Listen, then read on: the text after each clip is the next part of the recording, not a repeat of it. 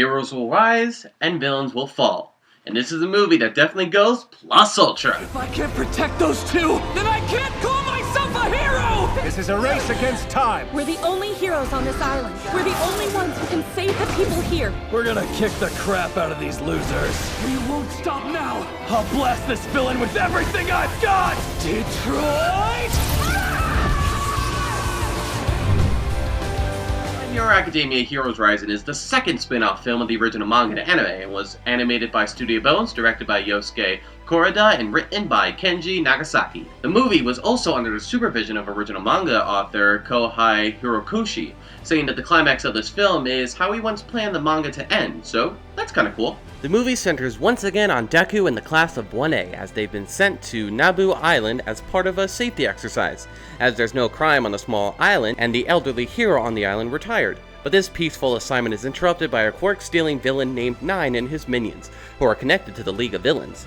Nine is after the quirk of a young boy on the island to achieve his evil plans, so Deku, Bakugo, and all the others must protect the boy and his sister, and everyone else on the island from the villains until help arrives. The previous My Hero Academia movie, Two Heroes, came out in late 2018, and while it was enjoyable to watch, I wasn't really the biggest fan of it. It just seemed like a regular shonen anime movie with low stakes and really boring villains. Plus no character development for any of the characters since this was just a spin-off movie. But overall, it was entertaining enough to keep watching till the end.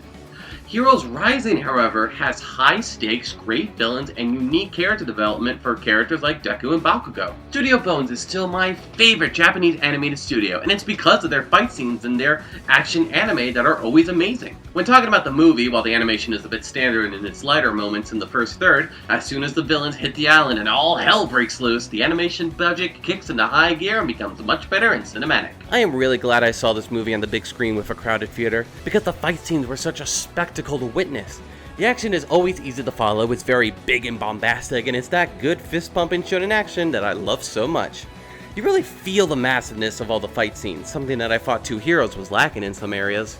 And that's mostly because there are some high stakes in this movie. Remember, our high school heroes are all alone on an island far away from the mainland. So when the villains come charging in, they're the island's only line of defense. Yes, they smartly send a message for help, but that's going to take at least a day. Time they don't have, even with fan favorite character Hawks engaging in his own investigation in the matter.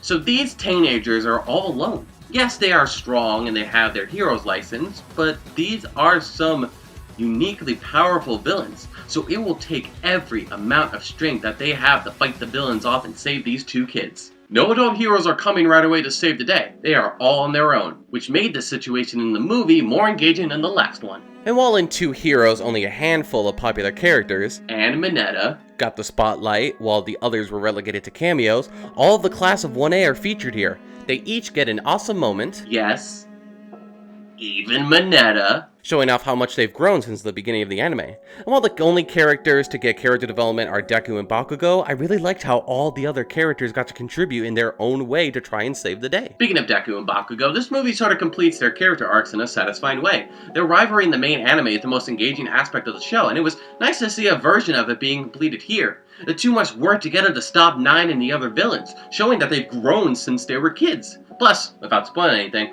Deku and Bakugo do something in the final fight against Nine that made my jaw drop to the floor, while also making the audience gasp and cheer with thunderous applause. You can definitely see how this was the direction the manga author was thinking of ending the story on, and it really fucking works. Now, while I don't remember the villains of Two Heroes at all, I won't forget Nine for a long time. While on the surface he seems like the typical movie villain, he has a bit of subtlety that makes him more threatening and intimidating, helped in the English dub by Johnny Yong Bosch's surprisingly subdued performance of the character. All the dub voice actors are great in this, obviously. Because of the League of Villains, Nine has a bunch of quirks that he can steal and use, and they are all very deadly. His goals are understandable, and he really puts our characters through the ringer. It takes a big sacrifice from Deku, that I mentioned before, to stop Nine from stealing the young boy's quirk. I would say that if I had any problems with Hero Rising, they would just be minor nitpicks. Kind of like in the Dragon Ball Broly movie, the first third is a little slow to introduce the characters and elements of the movie. But just like with the Broly movie, when the villains arrive on the island, it's almost non-stop action until the end of the movie, with the animation improving a lot. And while I enjoyed Nine as the main antagonist, the minions definitely fell into the trope of forgettable movie villains. They weren't really memorable aside from their designs and quirks, but hey, at least they provided a challenging obstacle for some of our characters and gave us some cool fight scenes. I also wasn't the biggest fan of the interruptions of Hawk's investigation on the mainland. I know he's a fan favorite character from the manga, but his cameos in the movie felt unnecessary and felt like it only served to hype up his first full appearance in the actual anime. With all those nitpicks aside, I was genuinely surprised with how much I enjoyed My Hero Academia Heroes Rising. It felt more than just a generic shonen anime movie like the last one.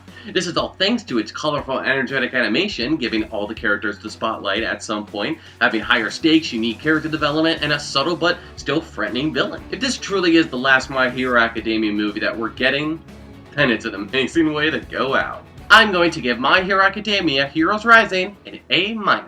I will say that this movie technically takes place after an arc from the manga that has not been animated yet, and it probably won't be animated for a little while, so there are some very minor spoilers in the movie, but nothing too big. And even if you are just an anime watcher and are not caught up on the manga, I still say see this movie.